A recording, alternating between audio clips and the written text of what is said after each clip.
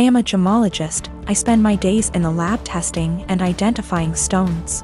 From the nature of my work, I also have a large and valuable collection of jewelry but also gem specimens that I keep in a safe I specifically bought and had installed to keep them safe. I also have a second smaller safe for keeping important documents like passports. I own my home and my boyfriend of 2 years recently moved in as he was renting before. I gave him the code to the smaller safe so he could put valuables in it, but he also wants the code for my gem safe. Not to put anything in it, but he says because we are living together now I should trust him and give him the code. I've said no because he has no reason to open the safe as the only thing it's used for is storing my collection. He said he has no interest in my gem collection, doesn't want to look at them, but still wants the code to access them. This is causing tension because he says I should give it to him as a show of trust, and I said no. Because he literally has no reason to go in there, so he doesn't need the code.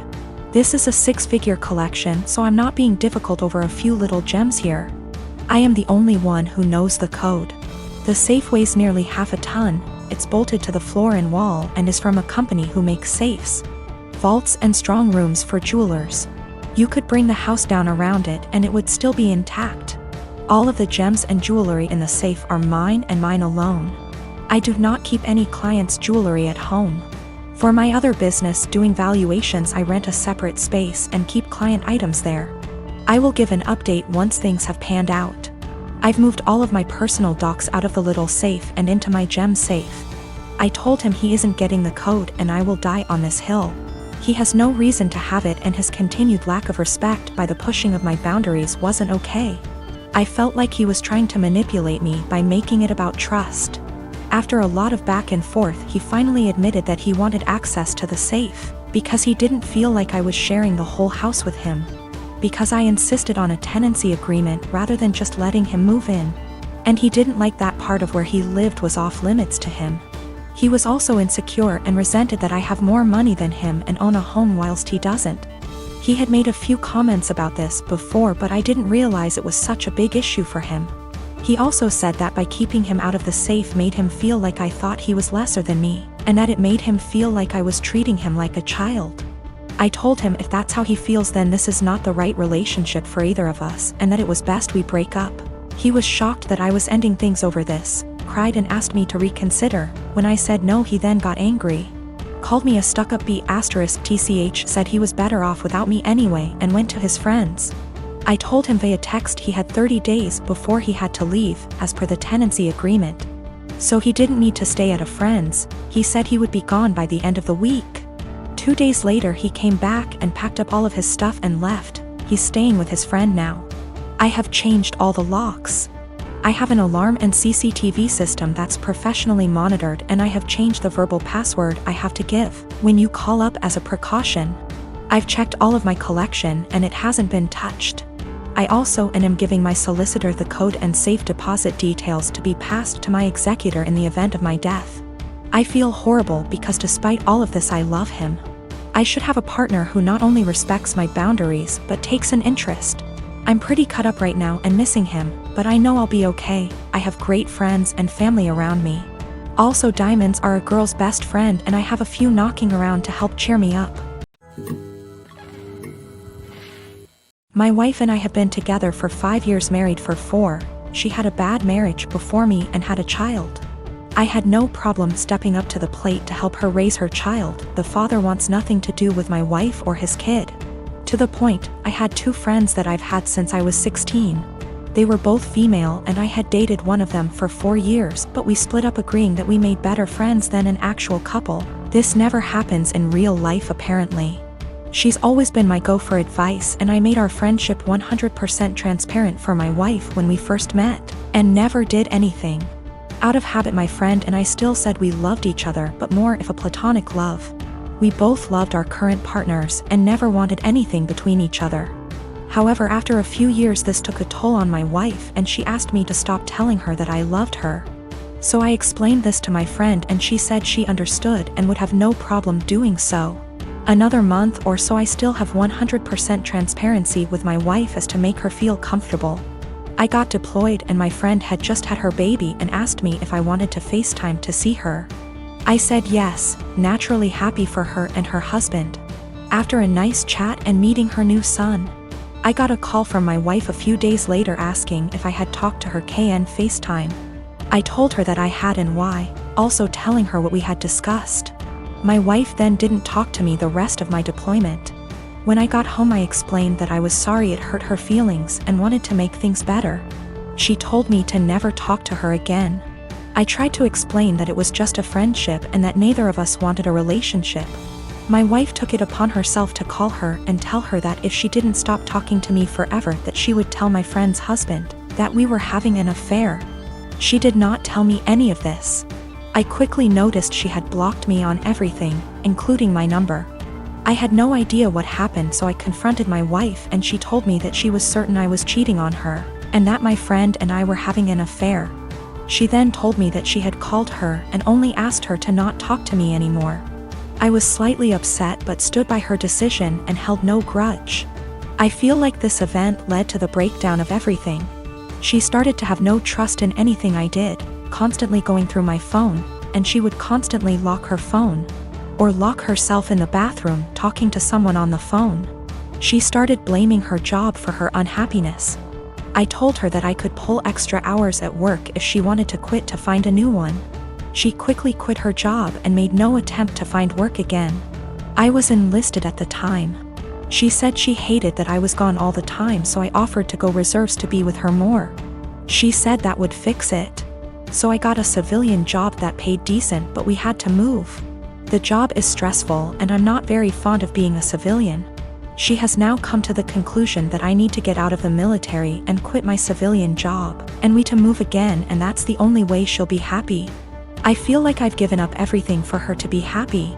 I'm trying to show her the logic that there is no way for us to survive if neither of us works. I love my wife and don't want a divorce, but I feel like she will never be happy and I'm not sure how to fix it. She blames everything on me and says that I'd be happier with someone else, or says she's leaving again. I'm currently deployed again, and the last week I was home she wouldn't talk to me or spend time with me and our daughter. She would lock herself in the bedroom all day. Then at night she would call me names and say I don't care about her and I never spend time with her. I am a 33 years old female, have been engaged to my fiancé, 37 male, for 5 months. We don't share finance because that's what he wants. I got a raise on my salary. Now I earn 30% more than he does, and I notice that he's been using this to ask me to pay for him and his friends. Whenever I say no, or why should I pay for this, he'd respond with the 30%, that's why. He acts as if the 30% is unfair or that I'm not deserving of it. Several times he has tricked me to pay for his and his friends' meals by asking me publicly. Let me say that I'm too nice to say no. I hate confrontation, especially when we're at a public place like a restaurant, so I just grin and pay. Last Tuesday, he asked me to join him and his buddies for dinner. I told him from the start I wasn't paying for their food and he shouldn't expect me to. He said he got this and no worries. We got to the restaurant, met his friends, ordered food. And in the middle of the meal he leaned in and whispered that I would be paying for everything he and his friends ordered. I got so mad I whispered back, no. But he probably relied on me not causing a scene in public and in front of his friends. He said, you have enough money, you could pay for everyone's food, 30%, remember? I was fuming inside. Instead of reacting negatively and losing my temper, I waited till the bills arrived. They were already split from the start when we first ordered. I paid for mine, then I excused myself to the restroom. I then sneaked out from there, got into my car and went home. I started getting phone calls from my fiancé, then texts asking where I was. I texted back saying I didn't appreciate how he put me in this situation and basically tricking me into paying for his and his friends' food. I told him I went home, then stopped replying. An hour later he came and started yelling at me, calling me selfish, irrational, cheapskate and childish for sneaking out like that and leaving him stuck with a bill he could not pay. He had to call his brother for help. We had a loud argument, then he walked out. His friends didn't speak to me on this, but he told me they're disappointed in my behavior and are telling him to take time and reflect on the type of woman he's gonna be married to. He said that because the restaurant wasn't expensive, then I could have just paid. He admitted not telling me about it till later, knowing I'd refuse. He still thinks my reaction was childish and unacceptable. I have a daughter, Sadie, with my ex-husband John. We got divorced 5 years ago and I have primary custody while he sees her 2 weekends a month. Last year, he got married to Amanda, who has sole custody of her kids from a previous marriage. Amanda is a SOM, not for any health reasons or so on, she just doesn't want to work, while John works at a 9 to 5. He makes good money to support them, but not enough to live in luxury. I have a much higher paying job. Since it's just me and Sadie, I make sure she has the best possible life. She goes to a private school, set her up a college fund, and she has much better things than most kids: phone, clothes, etc. I still manage to raise her to be humble and not take things for granted, and she's one of the hardest working people I know. Always making sure to get good grades and keep her room tidy. Well, the last few times she came back after a weekend at John's, I noticed that the clothes she was bringing back in her duffel are A, not her size, and B, much cheaper and poorer quality than what I usually buy for her.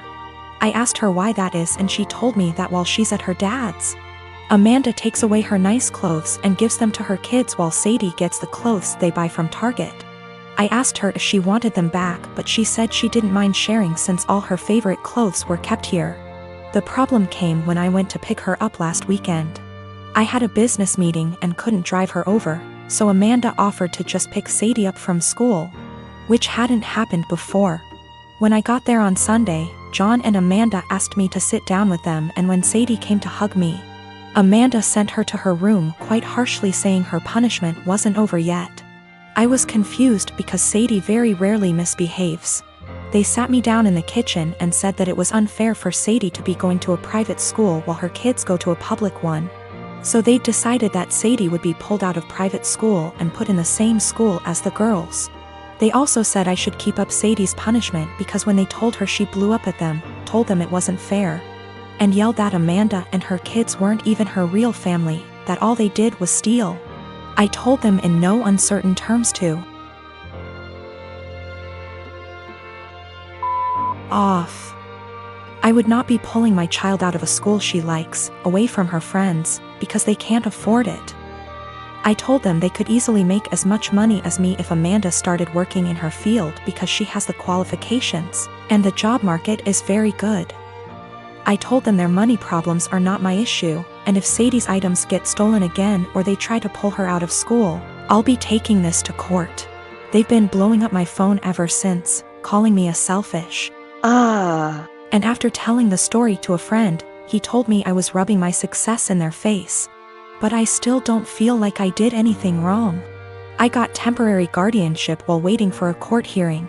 We're going to try to get full custody and have John get 1 day a week of visitation, supervised for at least the first few months, and no contact with Amanda or her kids. This way, he still sees Sadie just as much and they can try to repair their relationship, but she doesn't have to go back there. All contact between us is made through emails, which are CC'd by my lawyer, and I've asked for Sadie's things back. I've talked to Sadie and we've decided that she's going to try therapy for a little while to help deal with everything that's happened. We've had the hearing and our custody arrangements been modified.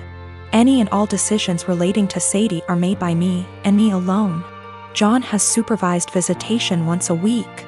And Sadie will continue in therapy to deal with all the issues Amanda and company have caused her. They tried to push for 50/50 custody split on grounds of alienation. So me trying to put Sadie against her father. But we made it clear from the start that we wanted to keep Amanda and her children away, and wanted supervision only because we don't feel safe leaving him alone as of yet, but that we were open to modifications. Thanks to that, the proof of stealing, and Sadie's therapist's testimony, their claim was thrown out pretty quickly. Amanda's pissed, and has tried to contact me and Sadie, but I made it clear to her that if she keeps harassing me or my daughter, I'll have to make this known to the authorities. Sadie and I have blocked her everywhere, and any communication between John and us is made through text messages or emails only.